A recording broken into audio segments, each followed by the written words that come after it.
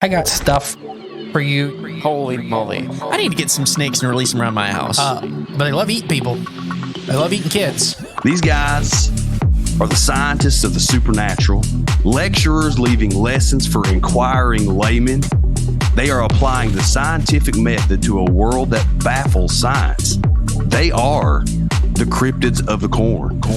Every day that you open your mouth, I know, right? I'm more convinced that you're abducted by aliens. No. And it just stood up. I mean, it just like kept going and going. And she goes, what the? These are idiots. I was laughing reading this because I already knew how you would feel. Idiot.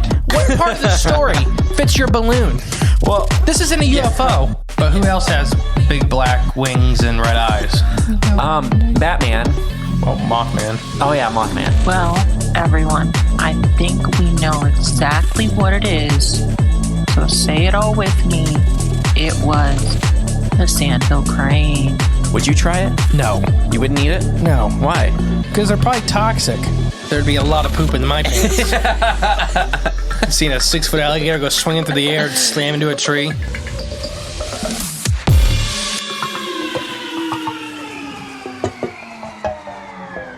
Welcome back to Cryptids of the Corn podcast. I am the great and powerful Mr. Lee, and I have unlimited power! Unlimited power. Yes. That dark ride. Feel the hate flow through you. I'm J-Clone 34. 34. All right, today, we haven't done a Wednesday with just me and you in a long time. It's been a moment. We're still at Ronald McDonald Studio. We're actually in the lobby recording, so if you hear somebody walk by in the background, that's what's happening. Your toilet flush? Hopefully it's not me. I was going to say, We are near the bathroom. oh, we are near a bathroom. I forgot. Yeah. I'm like, I don't know how you're going to hear a toilet, but that makes sense. Today, we're going to talk about Oggie. Oggie. But before that, we have a lot of front of house stuff. We haven't done a front of house episode in a while. Yeah, let's get those underway. So I want to, the Patreon and app peeps, there's been a lot of new guys, and I haven't got the chance. I have a limited list here, and if I missed your name, I'll get you on the next one, because I can only pull up so many weeks on the phone. I need like the full thing at the home to really look at how many people. Right. But I have Belshira joined. Thank you, Belshira. Welcome. Key. Yep, welcome. Thank From you. Key and Peele? I don't think so. Okay. I don't think so. That'd be cool. Manly P. Hall. The Mason? I have no idea. Manly that a- P. Hall is I don't think that's his real name, but that's like the guy that, what do you call him? A philosopher? They make a stone? No, not philosopher stone. Manly P. Hall, he writes he's like Mason occult stuff writing. Maybe it actually is him. Maybe, I don't know. No, I think he's dead. Well, maybe it is him. All right. Jenna from Canada. Welcome, Jenna. And Charlie.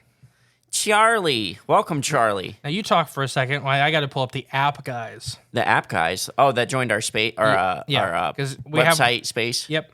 So, yes, you can join us on Patreon, but if you have troubles with Patreon, which sometimes we do, you can listen to all of our special Patreon episodes by joining our member space on cryptidsofthecorn.com. It's down below. The link. So The links, yes. You can get the app too, the Member Space app, Right. and not have like the paid version. If you you listen to Patreon or whatever, you can just listen to everything on the app too. Correct. And there's update stuff. I try to update it. It's been a little hard up here. Again, we are in Ronald McDonald Studios, which means we're in the Ronald McDonald house recording until further notice, I guess. It will. I'll be here for a little bit. Yeah. But Cameron joined recently. Welcome, Cameron. Welcome. I'm trying to pull it up. You talk for a second. Oh, I thought you had it pulled up. I do, but it's out of order. I think Cameron's our only new one on the app. Okay. And then thank you, Cameron, for your order of a lot of T-shirts and a mini J clone. Yeah. Which, speaking of which, next week you got to ship like 4 of those. The mini clones? Mm-hmm. Oh, no. Just use the post office too. Okay. Oh, well. Poor Chris has been waiting on his shirt for weeks. Okay. But speaking of which, we have merch. There's tons. I mean, literally tons of T-shirt designs. Where can they get our merch? If you want to support us and our cause. Go to cryptidsofthecorn.com and click on the shop tab. Yes, that's probably the best way to support us. Speaking of which, I think we'll do a discount on this episode too, a secret discount. Oh, what's the code? So it's going to be Oggie after today's monster. How do you spell that? Oggie. Oggie. Oggie. So go to the cryptidsreporting.com and click the shop How much tab. should we do? And when you check out, type in the promo code Oggie, Oggie. You want to do 15%? 1.5? Sure. Okay. You get 15% discount. All right. Oggie. Now, so merch, Patreon, apps. Oh, okay. So next year we have a project. We're not going to do as many conferences. We kind of have our core group of conferences we really, really love. We and Jay talked. We'd love to do more live shows. Mm-hmm. We have a lot of fun with that, with you guys and stuff like that. It's more intimate. It's a lot of fun because you guys try to come see us at conferences and stuff, which is awesome. But it's really hard to get that hangout time at conferences. Right. It is hard. So we're looking for show suggestions, as in, let's say you're in Oklahoma and there's a really, really cool Oklahoma-based podcast. We don't want to hear about them, and we may reach out to them and partner up to do a live show. Yeah, that'd be cool. Because basically we want to travel and do live shows, but it's nice to have an in-state person to do those with. Right. And then we already got a couple people on AI and Eric we've talked to, so we already got a group of people, but we're always looking for more because I think that'll be next year's big project. Sweet. Anything to add?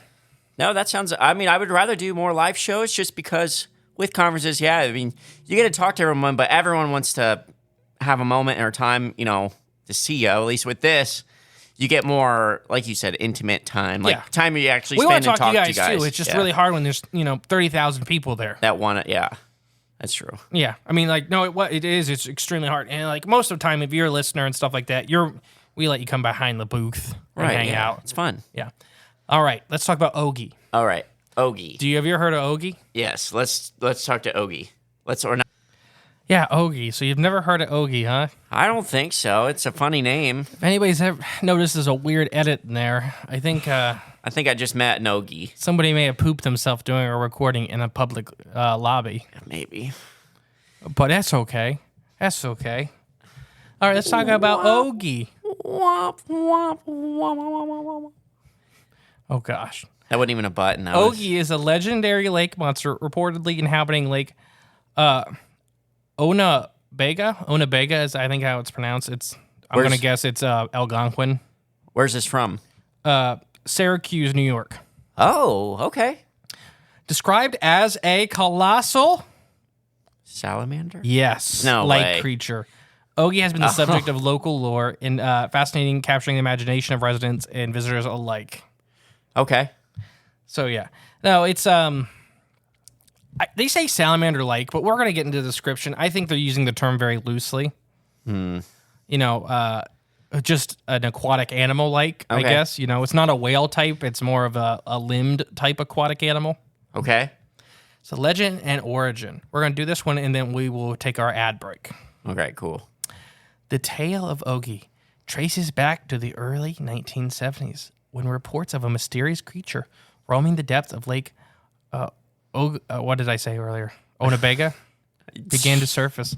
According to local legends, the creature originates. So it's got it's one of these local legend things. Okay. So those are the best ones, though. Yeah, no, it has a fun. According to local legend, the creature's origins can be linked to the lake's unfortunate history of heavy pollution. That's not good. That's not a good sign for salamanders, though. Well, ruining the ending. Oh, sorry.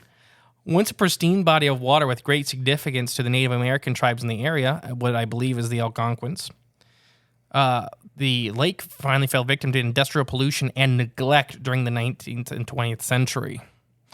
It got really in the the 60s and the 50s. It got really bad. It looks like this is a weird lake name. Onondaga?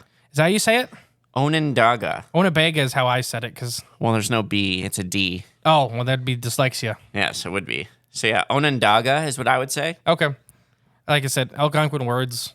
You got a 50-50 shot. Just right, go with your gut and just say something.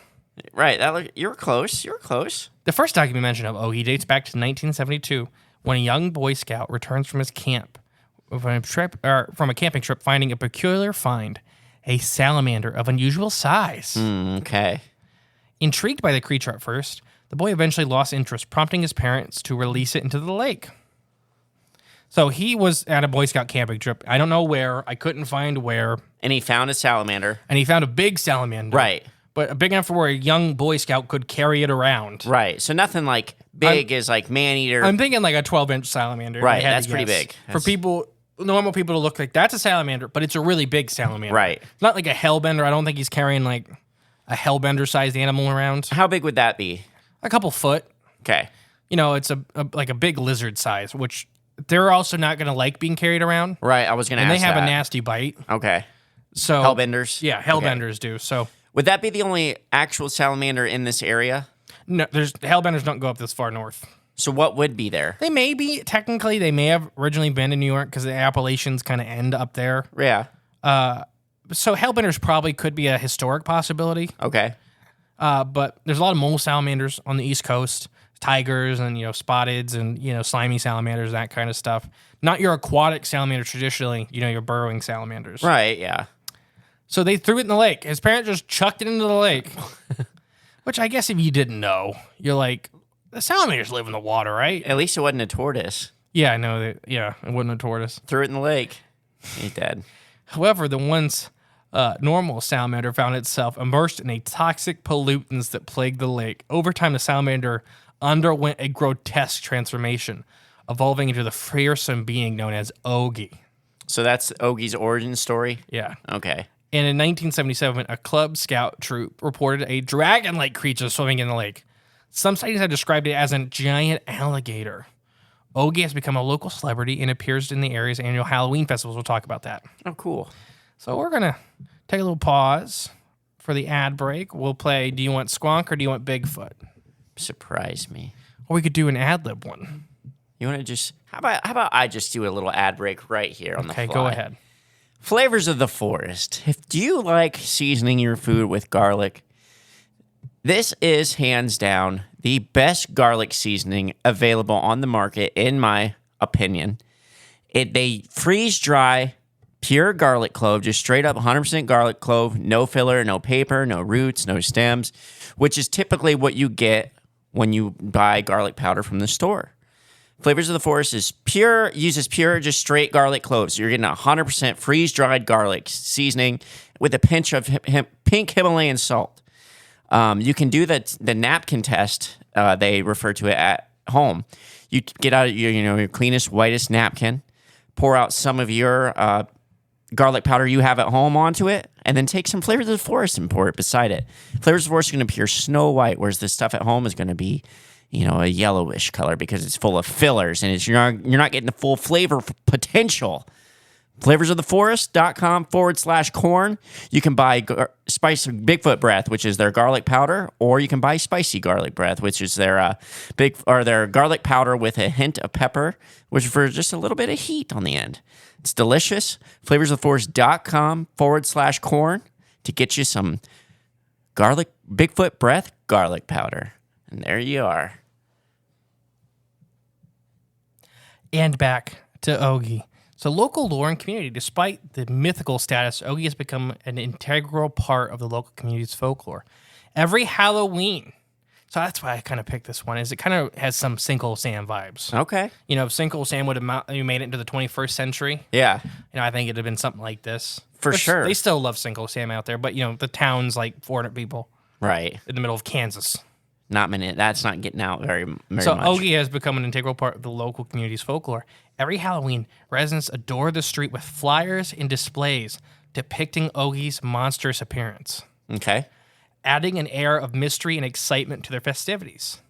So I've seen all kinds to where it's this giant, there's more traditional, like giant salamander looking like creature or alligator. Yeah. More that that subaquatic creature. Right. More like traditional dragons, like Pip and stuff like that, where he's got wings and, this big kind of goofy dragon. Okay.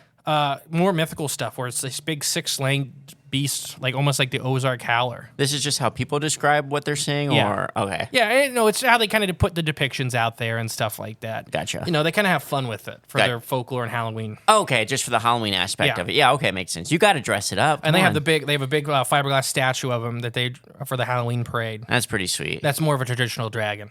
Okay. Beyond the role of a Halloween icon, Oggie serves as a particular purpose in the community. Due to the lake's containment, authorities have used the legend of Oggie as a cautionary tale to deter children from venturing into the extremely toxic waters. That's fair enough.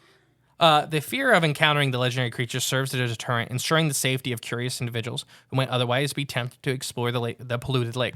Now, let's talk about that. The polluted lake? Yeah. Okay. No, because we've done that. We've talked about that with some of these other folklores, too, that if you tell kids about the normal dangers, they want to go investigate. Right. You have to kind of scare them a little bit. You have to make these legendary creatures to really kind of put kids off of that kind of stuff. Right. We talked about that with the Loveland Frogman, the Kentucky Frogman. I was going to use the Snollygoster as an example, or Snallygoster. How? As far as being a legend that may not be real, but a warning of how dangerous the waters are.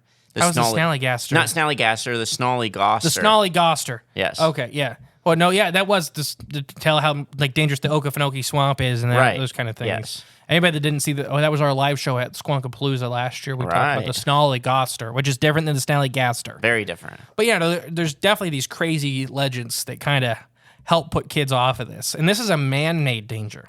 The lake has a traditional history of being very pure and stuff like that. So corporations. It's bad. This was one of those dumping grounds that there was a 20-year period, I want to say, in U.S. history to where the EPA, for example, I'm using that as one organization of several major organizations that help regulate this stuff. Okay. But the EPA, for example, and the others didn't really have enough power to really do anything about it. Yeah. And politicians didn't care. Okay. So until one of those things changed, corporations were like, well, I'll just dump everything at night. Yeah. Because the water doesn't look gross then during the day. Right, yeah. Because there's a famous one, I believe it was the director of the EPA, got flown out over the the Mississippi River at dawn. So they did that, and it looked like a giant rainbow. Yeah. And about a half hour later, it was all gone because they were only dumping their waste at night. Yeah, gotcha. So nobody got caught. Gotcha. Because it was illegal, but there wasn't really anybody checking in on it, right? Right, exactly. Like a speed limit. The speed limits really matter. There's no cops on the road. Right. There's going to be people that follow the rules, and there's going to be people that don't. Until you have a crew that comes through, test water quality, and trace it back to a certain area, then it ain't nothing going to happen. I never seen it so bad that I had equipment melt, but there was some spots that were close. Didn't you have your boots melt or something? We didn't throw anything in that water because that was not water. That was acid. Oh, okay. That was 1.2 pH, I believe. 1.2 or 1.4. That's pretty strong. Straight acid mine drainage. Yeah. We didn't need to test it because we knew. It was just sulfuric acid. Right. Yeah. It was when there's no plants. There's no fish in there. No. Yeah. Very few forms of life could survive that. I'm not going to say there's none because there's probably is one weird thing. Extremophile. Like a tardigrade just crawling on the bottom of that lake. Yeah. I love this. Dream. Where's all my friends though? But we'll come back to more polluted stuff. Yeah, this reminds me of on The Simpsons, that little lake where the three-eyed fish are. Yes. Seems like the inspiration. This is their three-eyed fish. Yeah, okay. So, Simpsons, they tell the truth about everything. This is one of the I can't believe you about. haven't picked up anything yet. What, polluted? No, you normally ruin my endings really bad. Octo Bigfoot, man? No. So, Oggie legends continue to endure today, captivating the imagination of the locals and visitors alike. Like I said, it kind of helps. The creature's tale serves as a poignant reminder of the environmental challenges faced by this lake and the ongoing efforts to restore its ecological balance. So there is a kind of a happy ending, so don't worry. Popular culture, Oggie is featured in various forms of media, including literature, art, and even local festivals. The iconic statue of the mythical guardian of the lake has solidified its place in the region's rich history of folklore and legends. I really want to go see this. It's like a Mothman Lake statue. Okay. Nobody really talks about it. And he even made it in a cartoon movie, or the inspiration for a cartoon movie came from him. Oh, would I know this? Yes, you should. It was in our childhood. It was, okay. Let me finish my spiel and we'll get to it. Okay, don't tell me it directly, but give me a little hint if you could when you get to that point. Okay. So in conclusion, Oggie is an enigmatic, I can never say that word. Enigmatic? Yes. Lake monster of the lake remains a source of fascinating tales and intrigue for generations to come. Whether viewed as a cultural tale, a cautionary tale, a Halloween spectacle, or a symbol of the environmental resilience of the world, Oggie's legend endures is a testament of the enduring power of myth and folklore and the deep connection between communities and the natural surroundings. I love this. Like, there's not like a lot of sightings to this one. This one's probably not real, but it's one of those. It's one of those things that a town did a really good job of grabbing it. Yeah. And actually making laws change and increasing water quality with it. That's a positive. I've never heard of anybody else doing this with a cryptid. Yeah. Using it for hardcore environmental change. Right, yeah. But yeah, these sightings and stuff like that, I can't find anything. There's a picture that floats around saying that's the Oggie monster. Yeah. I'm pretty sure it's a humpback whale from a bay because it's huge, first off. Yeah. It doesn't look like a salamander. Well, you don't know the scale that it's up against, you know? Yeah, it just looks like when humpbacks right before the tail comes out. Right, yeah. That part of their body, it looks very much like that. It's a living thing, whatever the picture is. Right. But I'm pretty sure it's a humpback whale. Yeah. Which is crazy. I don't know why people don't realize that with like lake monsters and sea monsters and stuff. They're like, how could something like that exist? There are animals. There are whales that are the size of ships. Right, yeah. Like there are animals that get that like big. Porphyris. Was that its name? No, now you said it wrong. Porphyris. No. Now I can't say it right. Porphyros. Porphyros. Yeah, it's like for real. So let's say maybe this is real.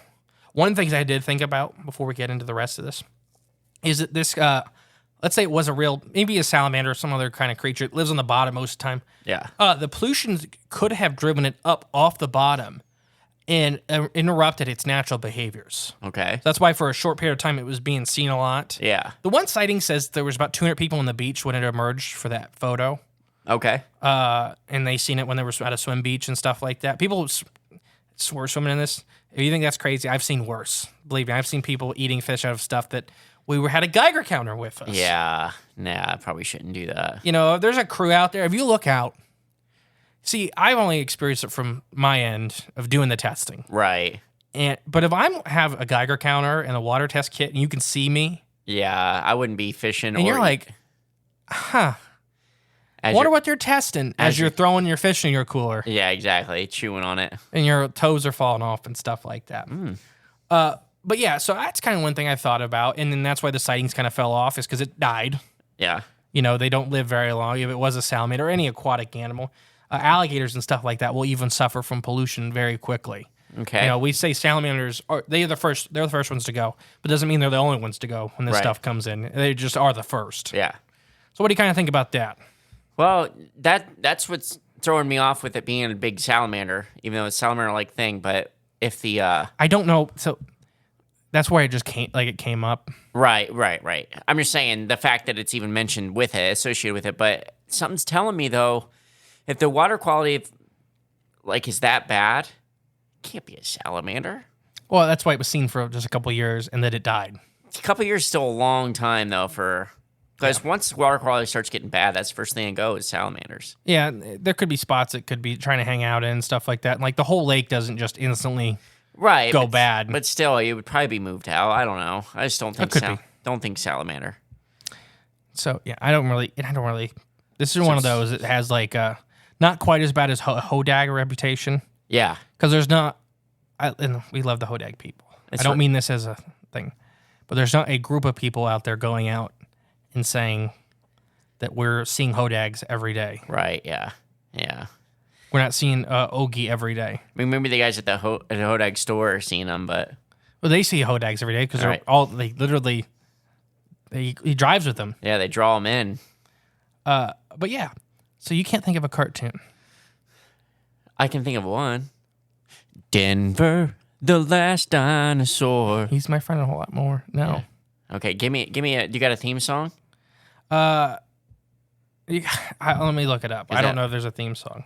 Because okay. I mean, what sort of hint from my childhood? Like what? Yeah, so it was Dragon Tales. It was a cartoon that was going out right when I was getting to the age of watching it, so it would have been perfect for you. Okay, it's still the name of the cartoon is just the main character's name. Okay. So the monster from the movie was large. It was mostly blue with a yellow belly. I don't know. Doug's first movie. Doug. This is from Doug? Doug. Yeah. Yeah. You don't remember Doug's first movie? Maybe. No, I don't. Okay, so yeah, they basically... Was this Disney Doug or Nickelodeon Doug? Because there is a difference. There is a major difference. Well, this is... I think it was Disney, and Disney got Doug. Yeah, right there at the top says Doug's first movie. So no, I would have never watched it. Yes. I was a Nickelodeon Doug only. Once he made the switch, they just changed Doug. He wasn't the same. So you don't remember this movie at all? I don't. Basically, the lake monster's starting to be seen and stuff like that. It's this big scary lake monster, and I'm trying to remember it off the top of my head. It's been probably pushing 2 decades at this point. Okay. Since I've seen it. Yeah. And they run into it and it's hurt and stuff like that. And he's actually really friendly. They take him home. He's like a bipedal salamander. Okay.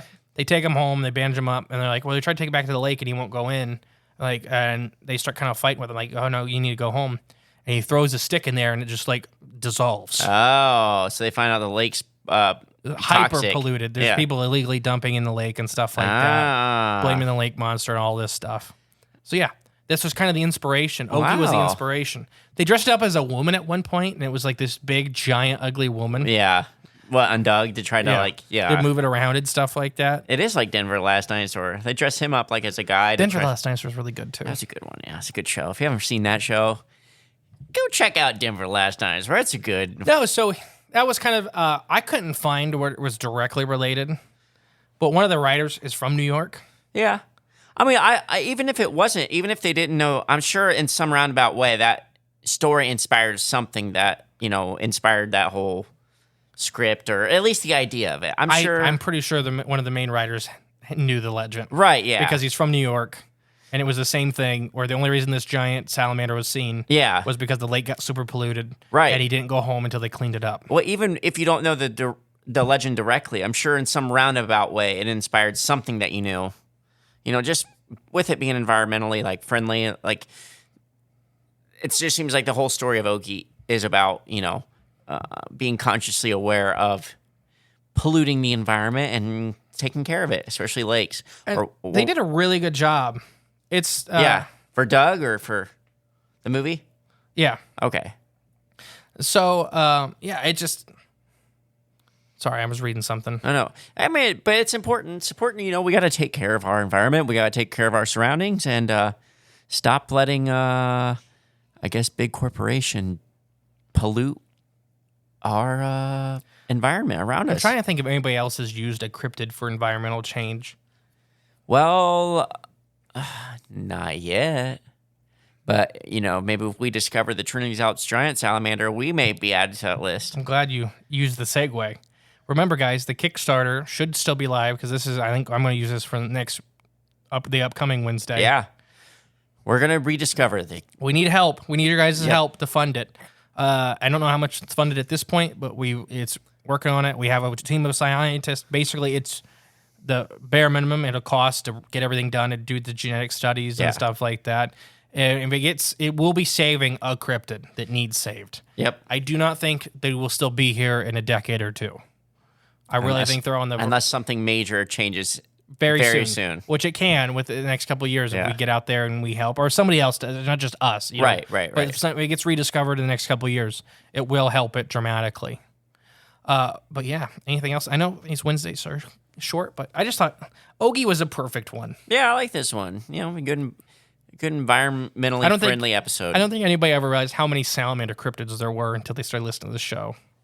I didn't know. And how many UFOs have tentacles. We're all learning new things here on this show. That's what it's all about. Mm-hmm. That's why we're under the educational tab for some reason.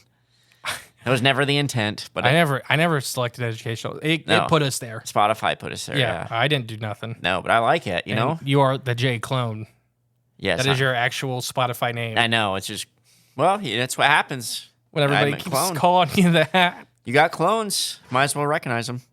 All right. Well, I have been the great and powerful Mr. E. I think I've been J Clone 34.